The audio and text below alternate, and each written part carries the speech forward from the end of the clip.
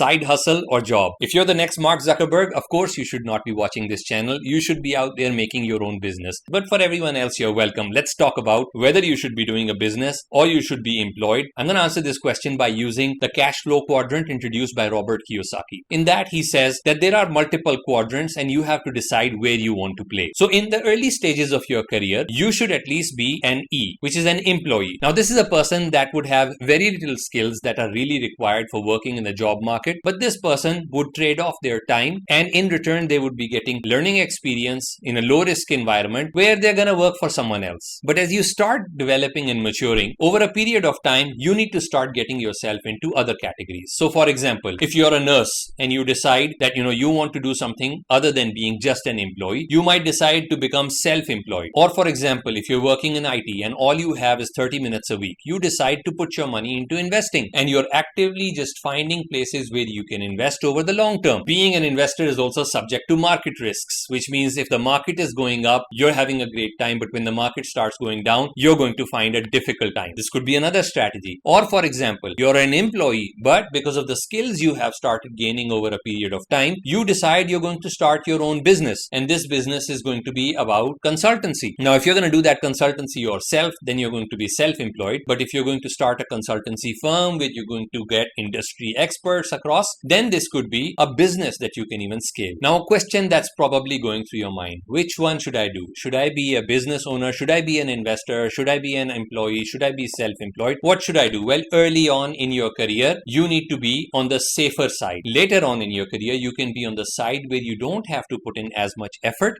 but you can still keep on getting rewards. This is the side where you become a business owner or an investor. Every single person should be in at least more than one quadrant. Ideally, you should be at least in one of the right side quadrants. Now, why is this financial advice coming on this channel? Because we talk about work and career. Well, this is intertwined. You will have to balance your life, and to be able to balance your life, you are not always going to continue to work. You're going to have to need other sources of income which will multiply. So while you're working, your money is also working in parallel. You will also need to find a system that can align with your priorities and time, whether we should be working a job or a side hustle. And being in control of all of these things is ultimately going to impact your happiness. A well thought out plan in which you are aware of the risks, in which you're informed of the decisions that you have to make, will make you a much happier individual versus a person that does not have a plan and is not able to maximize themselves in other areas.